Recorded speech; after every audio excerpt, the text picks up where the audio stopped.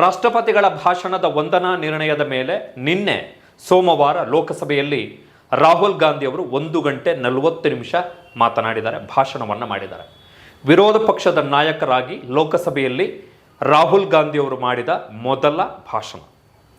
ರಾಹುಲ್ ಗಾಂಧಿಯವರ ಭಾಷಣದ ಪ್ರಮುಖ 5 ಭಾಗಗಳನ್ನು 5 ಮಾತುಗಳನ್ನು ಲೋಕಸಭೆಯ ಸ್ಪೀಕರ್ ಓಂ ಬಿರ್ಲಾ ಅವರು ಲೋಕಸಭೆಯ ಕಡತದಿಂದ ತೆಗೆದು ಹಾಕಿದ್ದಾರೆ ಅಂತ ಹೇಳಿದ್ರೆ, ರಾಹುಲ್ ಗಾಂಧಿಯವರ ಭಾಷಣದಲ್ಲಿ ಉಲ್ಲೇಖ ಮಾಡದಂತಹ 5 ಮಾತುಗಳು ಅಧಿಕೃತ ದಾಖಲೆಗಳಾಗಿ ಈಗ ಲೋಕಸಭೆಯ ಕಡತದಲ್ಲಿ ಉಳಿದಿಲ್ಲ.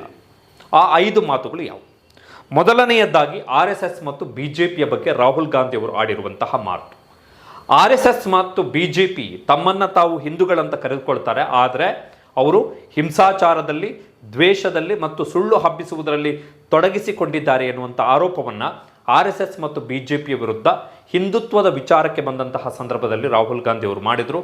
ಆ ಭಾಗವನ್ನು ಲೋಕಸಭೆಯ ಸ್ಪೀಕರ್ ಕಡತದಿಂದ ತೆಗೆದುಹಾಕಲಿಕ್ಕೆ ಸೂಚನೆಯನ್ನು ಕೊಟ್ಟಿದ್ದಾರೆ. ಸೊ ಅದು ರಿಮೂವ್ ಆಗಿದೆ. ಎರಡನೆಯದ್ದು, ಪ್ರಧಾನಮಂತ್ರಿ ನರೇಂದ್ರ ಮೋದಿ ಅವರು ನನ್ನನ್ನು ನೋಡಿ ಗ್ರೀಟ್ ಮಾಡಲಿಲ್ಲ, ನನ್ನನ್ನು ನೋಡಿ ಅಭಿನಂದಿಸಲಿಲ್ಲ, ನನ್ನ ಜೊತೆಗೆ ಮಾತನಾಡಲಿಲ್ಲ ಎನ್ನುವಂಥ ಆರೋಪವನ್ನು ಕೂಡ ಲೋಕಸಭೆಯಲ್ಲಿ ರಾಹುಲ್ ಗಾಂಧಿ ಅವರು ಮಾಡಿದ್ರು. ಅದನ್ನು ಕೂಡ ಕಡತದಿಂದ ತೆಗೆದುಹಾಕಲಾಗಿದೆ. ಮೂರನೆಯದ್ದು, ನೀಟ್ ಎಕ್ಸಾಮಿಗೆ ಸಂಬಂಧಪಟ್ಟ ಹಾಗೆ ರಾಹುಲ್ ಗಾಂಧಿ ಅವರು ಆಡಿದಂತಹ ಮಾತು, the exams are biased towards rich students, you ಅಂದರೆ centre have centralize the entire examination process in quota and are making money out of it. ಆ ಕಮೆಂಟನ್ನು ಕೂಡ ತೆಗೆದುಹಾಕಲಾಗಿದೆ. ಅಂದರೆ ನೀಟ್ ಪರೀಕ್ಷೆಯಿಂದ, ನೀಟ್ ರಾಷ್ಟ್ರೀಯ ಮಟ್ಟದಲ್ಲಿ ವೈದ್ಯಕೀಯ ಶಿಕ್ಷಣಕ್ಕೋಸ್ಕರ ಏನು ನ್ಯಾಷನಲ್ ಲೆವೆಲಲ್ಲಿ ಎಕ್ಸಾಮ್ ಮಾಡಲಾಗ್ತಿದೆ ನೀಟ್ ಪರೀಕ್ಷೆಯಿಂದ, ಅದರಿಂದ ಕೇವಲ ಶ್ರೀಮಂತರ ಮಕ್ಕಳಿಗೆ ಮಾತ್ರ ಲಾಭ ಆಗ್ತಿದೆ. ನೀಟ್ ಪರೀಕ್ಷೆ ಈಗ ಕೋಟಾ ಸೆಂಟ್ರಲೈಸ್ಡ್. ಕೋಟಾ ಯಾಕೆ ಅಂತ ಹೇಳಿದ್ರೆ, ಕೋಟಾ ಟ್ಯೂಷನ್ ಸೆಂಟರ್ಗಳ ಮಾಫಿಯಾ ಕೇಂದ್ರ ಅಂತಲೇ ಹೇಳ್ಬೋದು.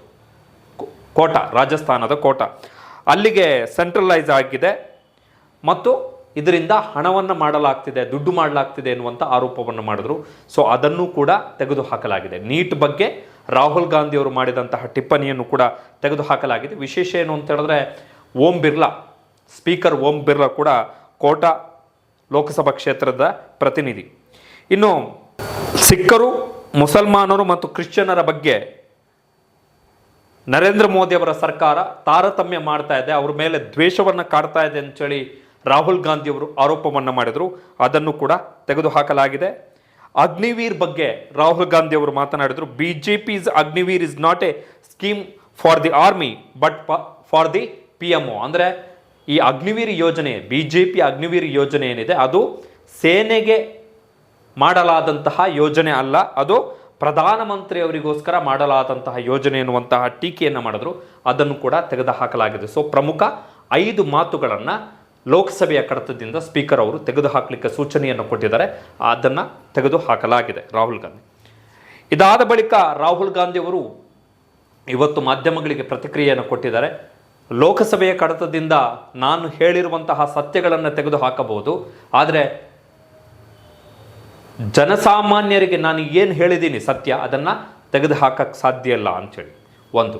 ಎರಡನೆಯದ್ದು, ಲೋಕಸಭೆಯ ವಿಪಕ್ಷ ನಾಯಕರು ಆಗಿರುವಂತಹ ರಾಹುಲ್ ಗಾಂಧಿ ಅವರು ಇವತ್ತು ಸ್ಪೀಕರ್ ಓಂ ಬಿರ್ಲಾ ಅವರಿಗೆ ಪತ್ರವನ್ನು ಬರೆದಿದ್ದಾರೆ. ನೀವು ಏನು ಎಕ್ಸ್ಪಂಜ್ ಮಾಡಿದಿರಿ, ಪದಗಳನ್ನು ಏನು ಎಕ್ಸ್ಪಂಜ್ ಮಾಡಿದಿರಿ, ಅದನ್ನು ರೀಸ್ಟೋರ್ ಮಾಡಬೇಕು, ಅದನ್ನು ಮತ್ತೆ ದಾಖಲೆಯ ರೂಪದಲ್ಲಿ ಲೋಕಸಭೆಯ ಕಡತದಲ್ಲಿ ಇರುವ ಹಾಗೆ ನೋಡಿಕೊಳ್ಬೇಕು. ಇದು ನನ್ನ ಹಕ್ಕು.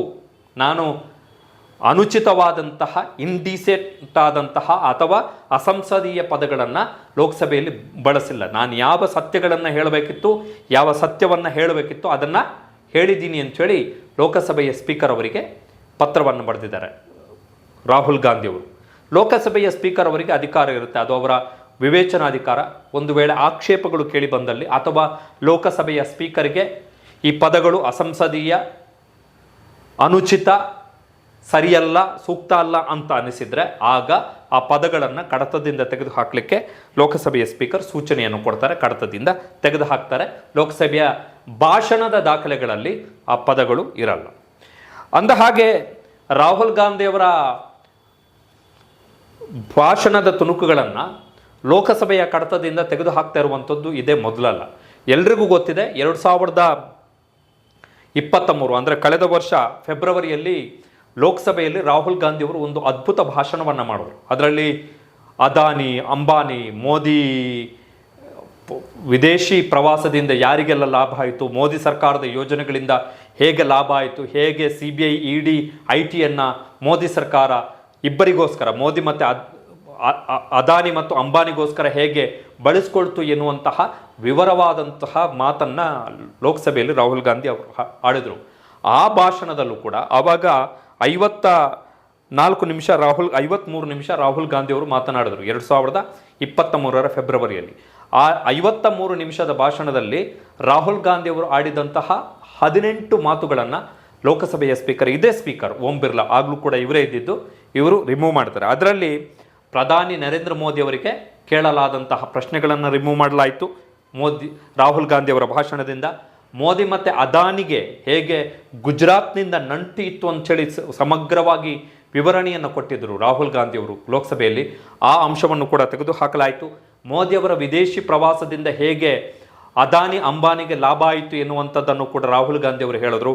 ಅದನ್ನು ಕೂಡ ಕಡತದಿಂದ ತೆಗೆದು ಹಾಕಲಾಯಿತು. ಹೀಗೆ ಪ್ರಮುಖ 18 ಅಂಶಗಳನ್ನು ಕಳೆದ ವರ್ಷ ರಾಹುಲ್ ಗಾಂಧಿ ಅವರು ಲೋಕಸಭೆಯಲ್ಲಿ ಆಡಿದಂತಹ ಭಾಷಣದ ತುಣುಕುಗಳಿಂದ ತೆಗೆದು ಹಾಕಲಾಗಿತ್ತು. ಇದ್ರ ಜೊತೆಗೆ ಈಗ ಆ ರಾಜ್ಯಸಭೆಯಲ್ಲೂ ಕೂಡ ಮಲ್ಲಿಕಾರ್ಜುನ, ರಾಜ್ಯಸಭೆಯಲ್ಲಿ ವಿರೋಧ ಪಕ್ಷದ ನಾಯಕರಾಗಿರುವಂತಹ ಮಲ್ಲಿಕಾರ್ಜುನ ಖರ್ಗೆ ಅವರ ಭಾಷಣದ ತುಣುಕುಗಳನ್ನು ಕೂಡ ನಿನ್ನೆ ಅಷ್ಟೇ ಅವರು ರಾಜ್ಯಸಭೆಯಲ್ಲಿ ಭಾಷಣವನ್ನು ಮಾಡಿದ್ರು. ಖರ್ಗೆ ಅವರ ಭಾಷಣದ ತುಣುಕುಗಳನ್ನು ಕೂಡ ತೆಗೆದು ಹಾಕಲಾಗಿದೆ. ಅದರಲ್ಲಿ ನರೇಂದ್ರ ಮೋದಿ ಅವರಿಗೆ ಮಾಡಲಾದಂತಹ ಟೀಕೆ ಟಿಪ್ಪಣಿ, RSSನ ಬಗ್ಗೆ ಮಾಡಲಾದಂತಹ ಟೀಕೆ ಟಿಪ್ಪಣಿ ಏನಿತ್ತು, ಖರ್ಗೆ ಅವರು ಏನು ಟೀಕೆಯನ್ನು ಮಾಡಿದ್ರು ಅದನ್ನು ತೆಗೆದು ಹಾಕಲಾಗಿದೆ.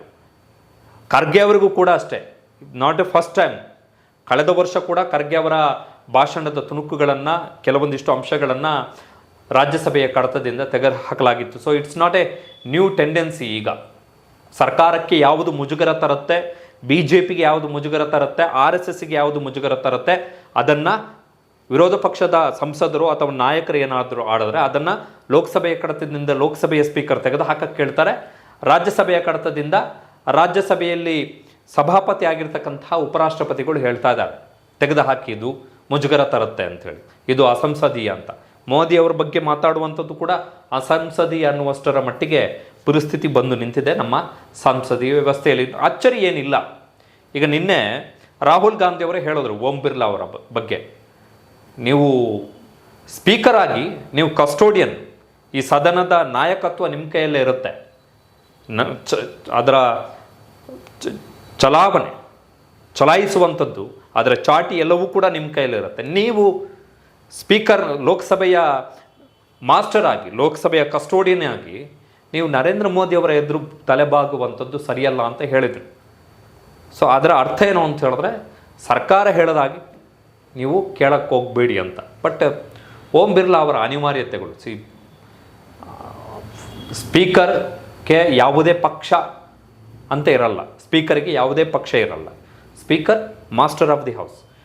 ಸಭಾಪತಿಗೂ ಕೂಡ ರಾಜ್ಯಸಭೆಯಲ್ಲಿ ಅವ್ರಿಗೂ ಕೂಡ, ಅವರು ಉಪರಾಷ್ಟ್ರಪತಿಗಳು ಜೊತೆಗೆ ಸಭಾಪತಿ, ಅವ್ರಿಗೂ ಕೂಡ ಪಕ್ಷ ಅಂತ ಇರಲ್ಲ. ಬಟ್ ಲೋಕಸಭೆಯಲ್ಲಿ ಕಳೆದ 5 ವರ್ಷ ಬಿರ್ಲಾ ಅವರ ಅವಧಿ ಮತ್ತು ಈಗ ಆರಂಭದ 2ನೇ ಅವಧಿ ಆರಂಭ ಏನಿದೆ, it's seems to be Birla is still thinking that ಆ ಪೀಠದಲ್ಲಿ ಕೂತಂತಹ ಸಂದರ್ಭದಲ್ಲಿ ನಾನು ಇನ್ನೂ ಕೂಡ ಮೋದಿಯವರ ಋಣದಲ್ಲಿದ್ದೀನಿ ಎನ್ನುವ ಅರ್ಥದಲ್ಲೇ ಬಿರ್ಲಾ ಅವರ ವರ್ತನೆ ಇದ್ದಂತಿದೆ.